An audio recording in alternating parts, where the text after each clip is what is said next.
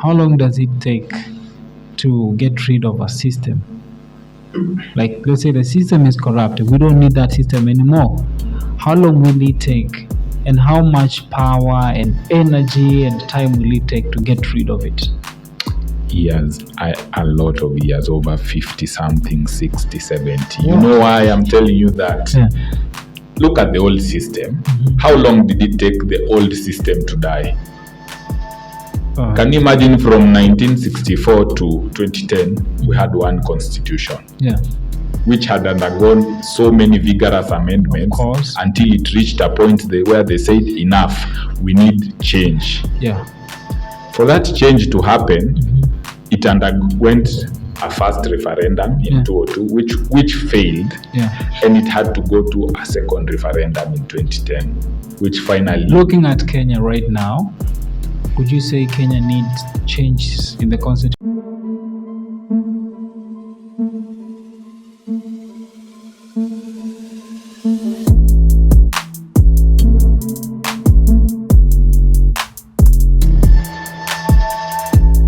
Morning everybody, welcome to Stan Media, and of course you're with me, Fadel Mula. By my side, the guy is not Sio Mgeni. Of course his name is Abed Pele. What's up, bro? What's up? How you doing? Happy New Year. Happy New Year. It's been a while. It's not been a while sana. Yeah. Since tulifunga tu mwaka hapa juzi. Yeah. By the way it feels like, I don't know, but it is a special thing, you know, to be on 2024, of course. Yeah, it is. Yeah. So, 2024, it's a good year. We're planning to do it much bigger than before. Yeah, we are. Yes, and we're going to be focusing much more on sensitive issues, of course, like we always do. Of course, sensitive issues and more because we want to bring more impact to the society. Yeah, true. Our work is to enlighten people. Our work is to make young people like us get to know more. And that is why we have a young person like you. And not just any young person. Of course, for you to be here, you must be like, in a way, special. Yeah? I'm not special.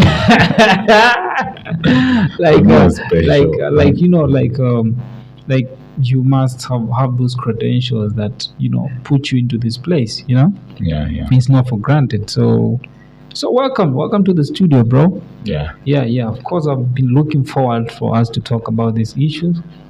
And man, something was disturbing my mind. Yes. And every time when I get something that is disturbing my mind, the first person I always think about is there's so many young people out there like me, and they don't know this. And for someone like you, maybe I'm just thinking you've written a good amount of books and articles. Yeah. So I'm just guessing for you to be in that position, you have maybe encountered experiences, maybe through watching things or maybe reading a lot, something like that. Yeah. I encountered a statement online and other places whereby they talk about Africa being blessed. Okay? Yeah. They say Africa is blessed. But it is. And I don't know the definition of blessing. Okay? I feel like I'm confused a little bit. Do you think Africa is blessed? It is very much blessed. You see, like, if I take you back to pre-colonial, the Europeans targeted Africa because of raw materials and labor. That was the main thing that brought them, not the spirit of adventure as such. Okay.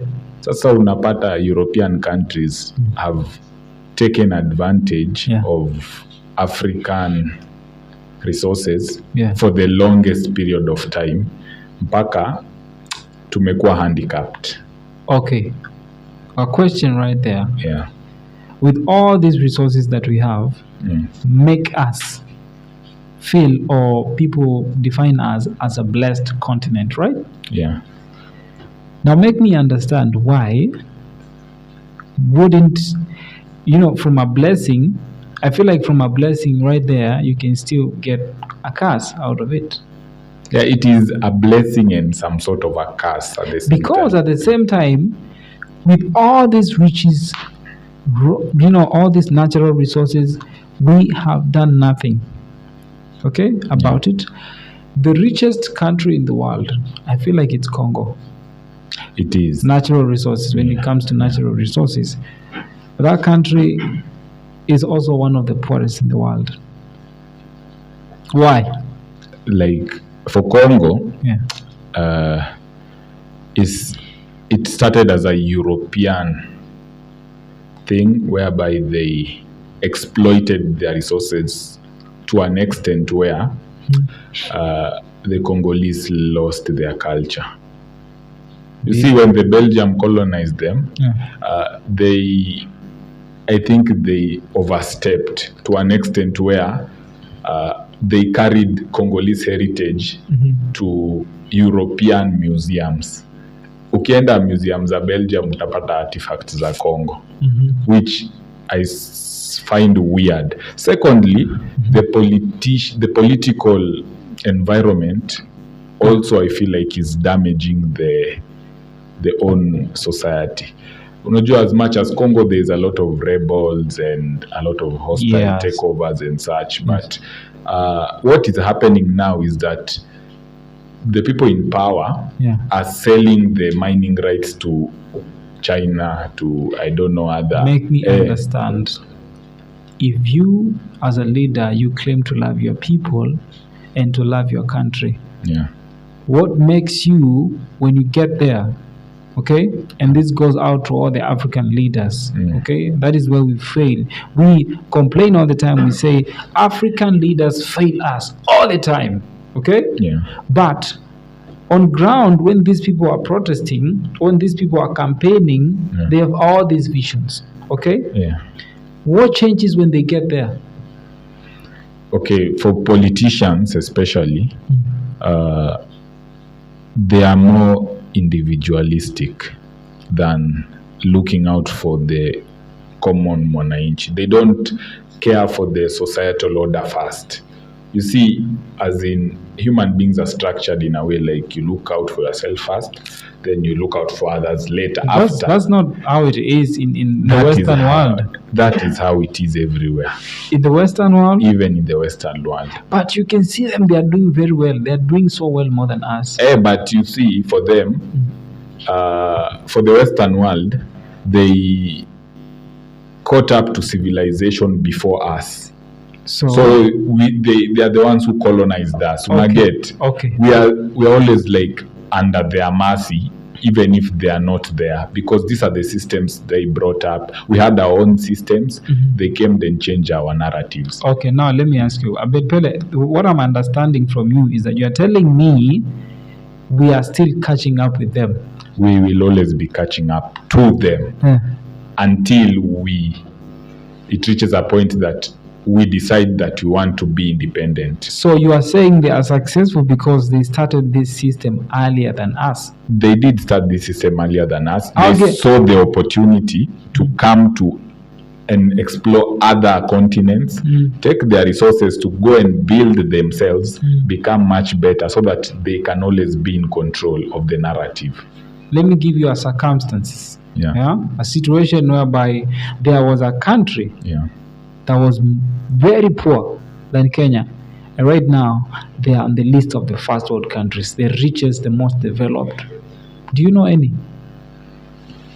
Malaysia, Singapore. In fact, as a matter of fact, these guys, they came over to Kenya and took some of our ideas over there, made the ideas successful in their own country. Those same countries, they were colonized by the European powers.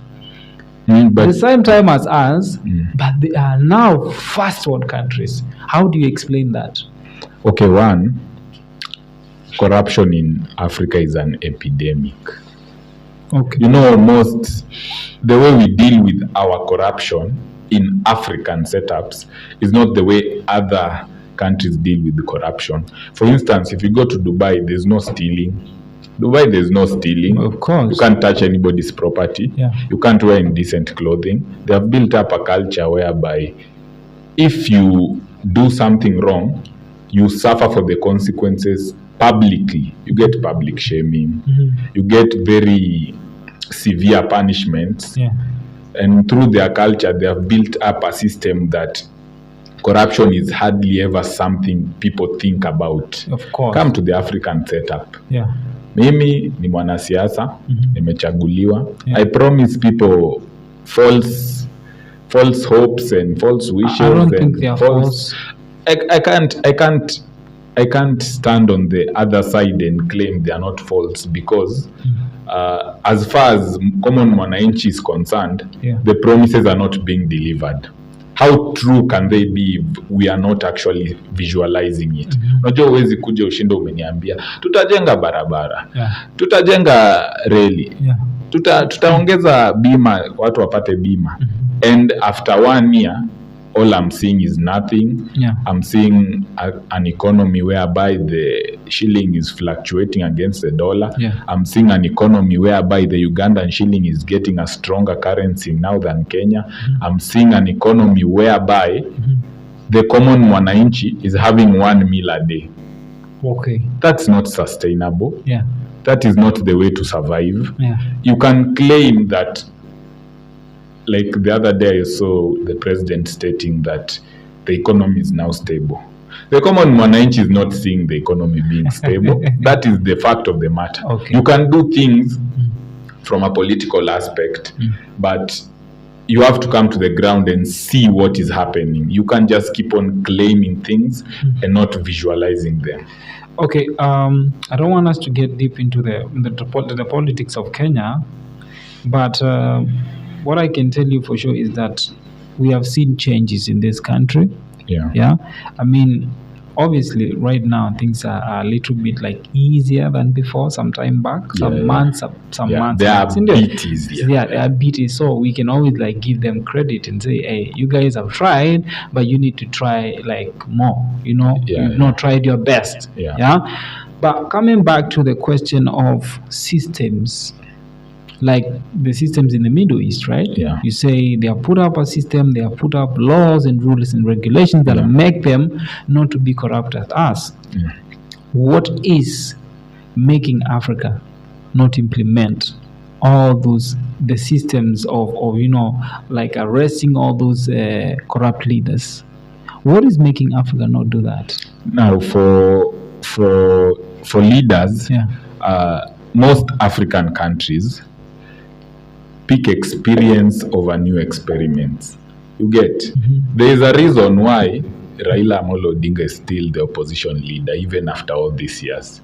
There is a reason why Museveni is still the president even after I don't know how many years. For more than 40 years. There is a reason for that. You can't just wake up one day and say, "Mi nataka kukua president," and go and campaign and do. It doesn't work like that in this country. In this country, for you to get approval to run for a top seat in this country, you have to go to the people who are in power or the people who control the narrative. Kama wewe unataka kukua president, lazima uendosiwe na Raila for an Azimio ticket. Kama unataka kukua vice president, lazima uende ufuate Ruto with the UDA ticket. Like there's no independence in being like that. A leader. There's no independence in being a leader in Africa. Okay. People have to make the narrative for you, for you to become. So the system will always be there. It is always rigged. We will always have new people, young people in the government, but they are being ruled by the systems. It is fact. They are being controlled by the system. They are being controlled by the system. Even if you look at how parliament works. Yeah. Parliament works in a way that the majority always have the say. And the problem is, the majority are not always on the right. Yeah. If the president wants his policy passed, he makes an order that people should vote yes, so that this policy can go through, so that he can continue working on his manifesto. Now, let me ask you a question, Betty. Yeah. How long does it take to get rid of a system. Like, let's say the system is corrupted, we don't need that system anymore. How long will it take? And how much power and energy and time will it take to get rid of it?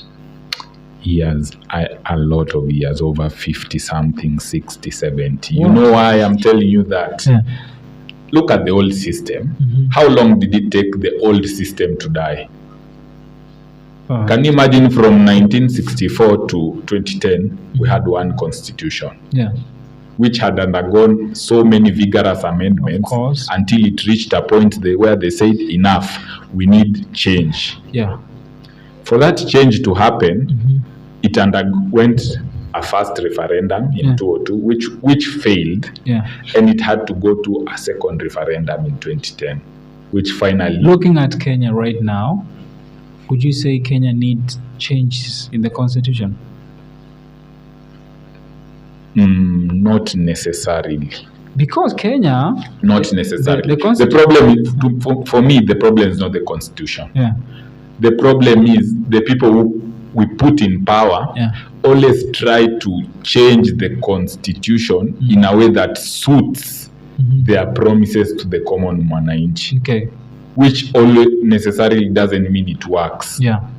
The problem of amending, you keep on amending to suit the needs. If it doesn't work, I know the law should not be static, but it's not that every time the law doesn't work for you, you change it to suit your needs. Okay. Because every leader will come into power knowing if the law doesn't work, we just change it to suit our manifesto, and then after 5 years, the other person. You see, now that's a problem.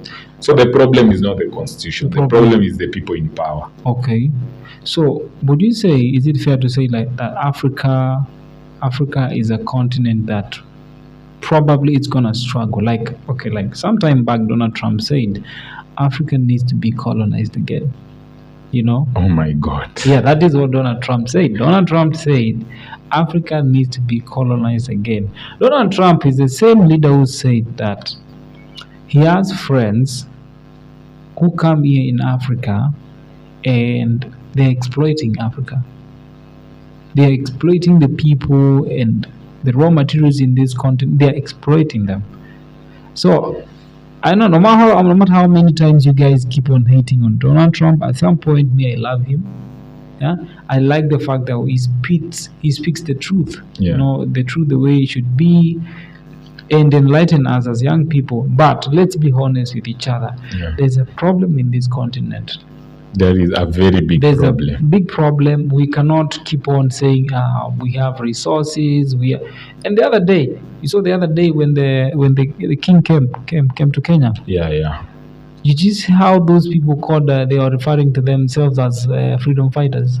Yeah. How many years? Now tell me, how many years from now till 1960? You trace back 1963. Yeah. We got independence. We are free now as a country, and we have these young people who have nothing to do, absolutely nothing to do. When the king comes over here from England, they are protesting. They're talking about how they should be, compensated for all the crimes that were committed towards their ancestors. For what? For what? I don't get. That is a very unreasonable justification. Yeah. You see, you can't keep on claiming. It's okay to fight for what you believe. It's okay to fight for your culture. It's within your own obligation and duty to fight for what you believe in. Yes. At that moment in time, they were the ones who were there. They were the ones who were able to fight So I don't get the reason that most wanatokaga huko Kiambu, the Kikuyus, they are always like, we fought for your freedom, so you should pay us. Why? I never get the justification. And the funny thing is, you guys are fighting. You guys are here struggling. You want to go to the UK, to the same country that colonized you, to go and work there. Because that's where opportunity is at its best. Yeah. Exposure is also important. But at the same time, I feel like it's so unfair to the people of England And Why? the British people. Why? Because you guys, you want to come over, you want to go into their countries, Yeah. and you are the same people, you are accusing them of exploiting Because that's exactly what they natural did. resources. That's exactly But what they did. how many years? Eh? How many years from 1963? You know, the problem is it's not that they exploited our resources then. They are still exploiting our resources. How? Now they use foreign policies. You have sovereignty power. No, they use foreign policies to get into Kenya through the back door. They open corporations which are. Let me tell you something. If we decided today and say, let Kenyans depend on themselves and let the British people depend on themselves, who do you think will suffer more? Of course it's us, but why? Let me tell you the problem. The European nations have built a system where Africans will always be beggars, and beggars can be choosers. How is it a system is built to control another? It is built to control another. How? One. Because you are in control, you are living in your own land. Remember, we are still, as much as Kenya has grown, we are still a third world country. Of course. That means we will always need borrowing, we will always need support and whatnot. What we do to cater for our budget is like 20% we collect taxes. Okay. The 80% that is remaining, we go and cry to the World Bank to give us money. We go and cry to the International Monetary Fund to give us funding. Because why? We cannot sustain the economy on our own. Let me tell you something, Abedi. Let me tell you something. There are countries over there. There are Asian countries over there who don't have as much as we have, but they are managing their resources very well. They are managing their resources. Look at a country like Israel. Look at a country like Saudi Arabia. That is a country that is like 90% desert, but the little oil they get, they manage it so well. Now Saudi Arabia, Africans are moving from this continent to go over there and work for Saudis. Aya, this is my question to you. Yes. Who is in charge of managing the resources? Who is in charge of managing the resources? Because it's not the common mwananchi. The common mwananchi has no say in such matters. The government, of course. What are they doing? The government in corruption this country, cases 24/7. Exactly. So we should never blame foreign governments and saying, "Oh, they're getting involved in our internal affairs." No, we should never blame them. We should always blame our leaders, our corrupt leaders. And another thing somebody else said, our leaders are a reflection of how we are as citizens. So that is us. Okay. And fact is, Kenya is one of the most corrupt countries in the world, not even in Africa. Yeah, of course, yeah. As much as we can blame the common mwananchi and the leaders, the fact is any ordinary person living in Kenya, given that power, will do the exact same thing. You can't convince me that you are righteous. I've seen good leaders in this country. Yeah, they are good, but that doesn't mean they are not corrupt. Yeah, that's the funny thing. Corrupt people are all over the world. Yeah, even the good people are still corrupt to a certain degree. All those people who complain about corruption in this country, I've noticed, they are not really angry about the corruption. They are not. They are angry at the fact that they are not involved. They are not involved in whatever is happening. They know it's happening, but they just can't get away to access the funding and whatever. The fact that you are surrounded by those people and maybe you are benefiting from all that. Yeah. It's okay for them. It's okay. A good example is my good friend Andrew Kibe. Yeah. And Kibe is a big dramas for the government. Oh my God! Just because he supported the president, okay? And there's nothing wrong. I voted for the president, but I will always stand and say, if there's something wrong that you have done as a leader, I will point it out. Why do you have to be afraid? But you see, the good thing with somebody like Andrew Kibe, he's not a one-man worship the government person. Even when they are wrong, he usually calls out Ruto huko kwa channel yake live akisikia. Namwambia no, this is wrong, kenye unafanya ni mbaya. Ndio tulikupigia kura lakini hii ni mbaya na another guy is this guy who vied for Starehe MP. Boniface Mwangi. This guy used to fight for the people. Now he's silent. I don't know what's wrong with him.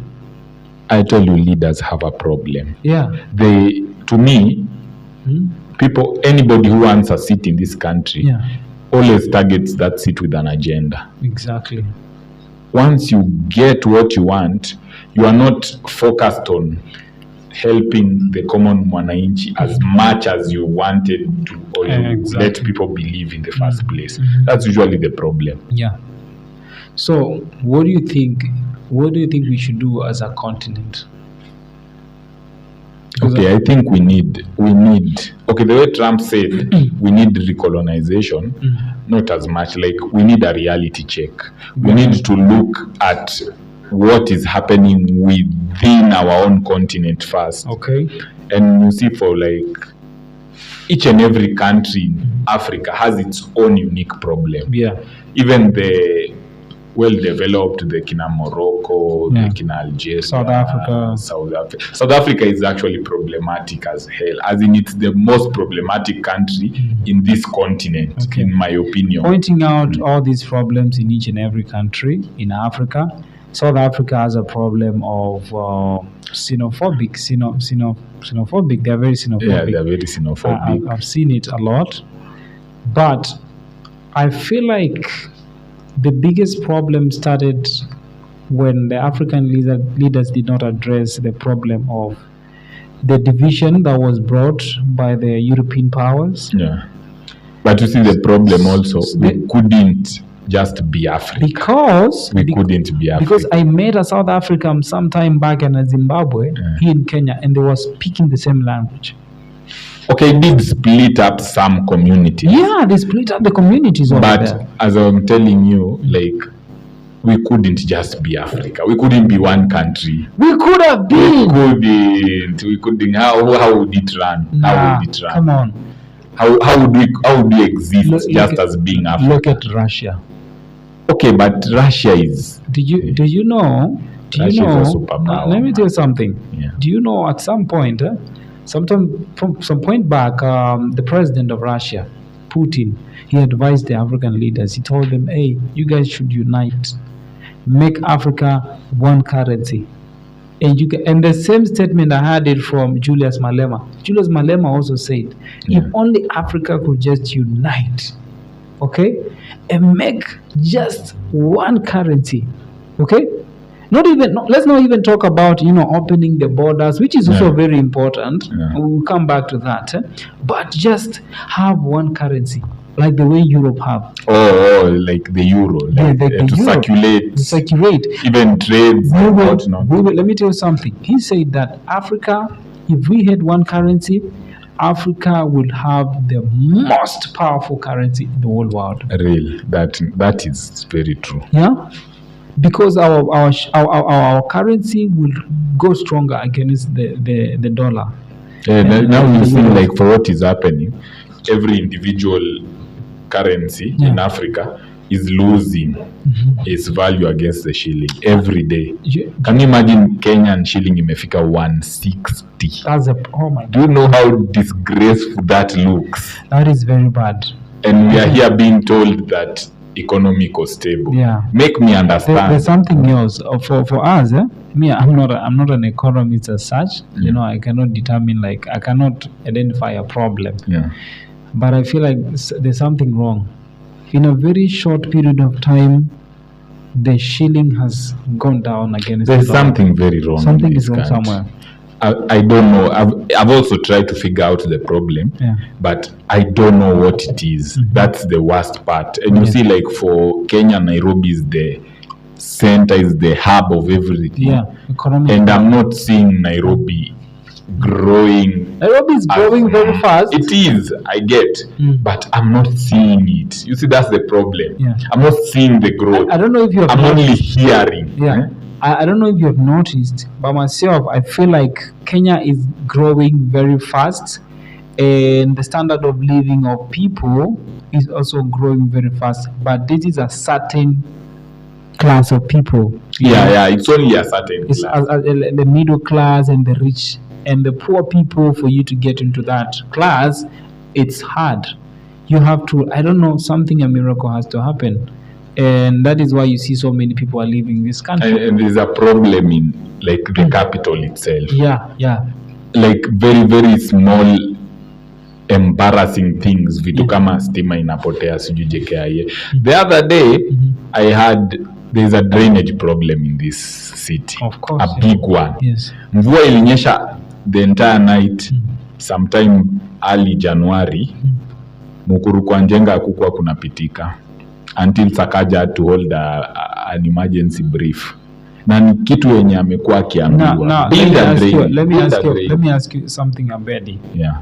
We have all these poor housing conditions in all those slums in this city of Nairobi. Yeah. What is making the government not address those issues? See, they are pushing their agenda, their manifesto. Better housing. How do you start building better? How do you start building better houses in other places and leave out a place like Kibera? They're saying they are giving jobs. No. Better housing. If you're gonna have to construct better houses for your citizens, you have to demolish those poor housing. That is exactly what I was saying. Like yes. Tusifo Kakamega wanaenda kutafuta high-end houses wanabomoa ati ndio wajenge. Why? I don't get the reason for that. Destroy those slums. Destroy. Tafutia hao watu mali wataka for time. Yes. Destroy the slums, weka affordable housing. Yes, there. Because also those slums are mushrooming at a rate that is very fast. I don't know how many years, ever since I was born, I've been hearing about Kibera. The Kibera is creating bad reputation for this country. Yeah, it is. Every time when you talk about Kenya being the one of the best countries in Africa, or maybe top 4, somebody just pops up and say, "Hey, Kenya, you have the biggest slums. The biggest slum in Africa is in Kenya." Yeah. Like really. And I feel like, and I noticed something else. Yeah. I feel like those slums are used by some individuals to get money. They are used. Yeah. Let's not pretend that they are not used. They are. How many NGOs are over there? Countless, including NGOs from abroad. Exactly. So they usually use it as a Ponzi scheme. Okay, exactly. There you go. They use it as a Ponzi scheme. Unasikia NGO imekuja ati wana fundraise pesa walipia watoto school fees. They are doing what? They are creating children's homes. Hiyo pesa huwa inatoka wapi? That's what those places are still the same. They are the same, and there is hardly any change. If there was any good definition of corruption in this country, those slums in Kenya who are existing there for decades and decades are a very good example of corruption in this country, because you cannot tell me you've been working on solving the same problems for decades and decades and the problems are still there. The problem is still very visible. Something needs to change. And you see, I told you, like, the problem is the leaders. Let me give you a perfect example. Okay, Sakaja was in contention with Polycarp Igathe. Yeah. Igathe is an actual economist who has done the business. He has been CEOs of banks and whatnot. Of course, yeah. He's a strategist. Yes. He's like a mini Mwai Kibaki, you get. Yes. He knows how to run an economy. Oh, he deserved it more than anyone. What does Sakaja know? No offense to him. I mean, look at the city right now. We elected a guy who was in contention as to whether he even finished his degree. Abedi, let me tell you something. Yeah. You've been to town of late. Yeah. Compare Nairobi with some time back. I know we didn't have like a very competent governor at that time. Yeah. But look at Nairobi right now. The city is much more worse. It is worse. Let's not pretend that it is worse. Remember we used to enjoy our time, enjoy the freedom, the spaces at the National Archives. It's a market now. It's a market. Unakuanga na wale watu wa Telcom, Smocha, sijui nini. Alafu wezi pata mahali pa kukanyaga. Hey, you know, it's very funny. We have the National Archives at the center of the CBD and you can't access it. You cannot access it. Kila mahali wezi kanyaga mahali. Wamezunguka hivi mpaka kuna matatus, bus stage, sijui nini. I don't know. I think Nairobians made the biggest mistake ever. I feel like when it comes to Nairobi, we should not have a political leader to control the city, or rather to make the city be in order. And this is going to be very controversial, but I actually blame women. Because one, the women are more voters than men in Nairobi. Okay. Two, they started a narrative before. You know, women are usually delusional and whatnot. Okay. Walikuwa anapenda tu Sakaja vile anakaa. Dimples. Walikuwa anasema dimples, sijui nini. And it started as a joke and actually ended up being a real thing. What do you expect? Politicians are optimistic. And I think that is why it is very difficult for even a woman to get president. They always hating on one another for reasons that are very unjustifiable. Of course, because they had the opportunity. Rao was being backed by Martha Karua. Yeah. And they are more than men. Yeah, they are more than men. If they just did what, in my opinion, would have been the right choice, we wouldn't even be talking right now. I feel like there's so much more that the city needs, the city of Nairobi. And right now, looking at how things are, I think I'm eyeing for Babu Owino. You know, Babu Owino is one of the MPs we can say he has really, really performed. I went some time back to Embakasi, to Utawala, and he has really, really done a good job over there. But Sakaja, for me, he has disappointed me. He has 1 year down the line. It's very disappointing. The hawkers are all over the place. The city is so disorganized. There's no, you remember some time back during Sonko and the Kidero's era, people used to do landscaping on those roundabouts and those spaces. Remember? Yeah. Nowadays, there's none. A beautiful city can only be landscaped on those naked grounds. Yeah. There's none. You go to Westlands. Westlands has very, very nice roads. They were constructed by the former governors and the government. There's nothing which is going on there. There is zero development that has gone on in Nairobi for the last 1 year. Nothing. The drainage is bad. Yes. Sahi kunanyesha. Yes. We keep on talking. Nothing. And it's getting worse. It's getting worse. The city is now imeharibika. Na mimi ile kitu inaniudhi sana. Hawkers are everywhere.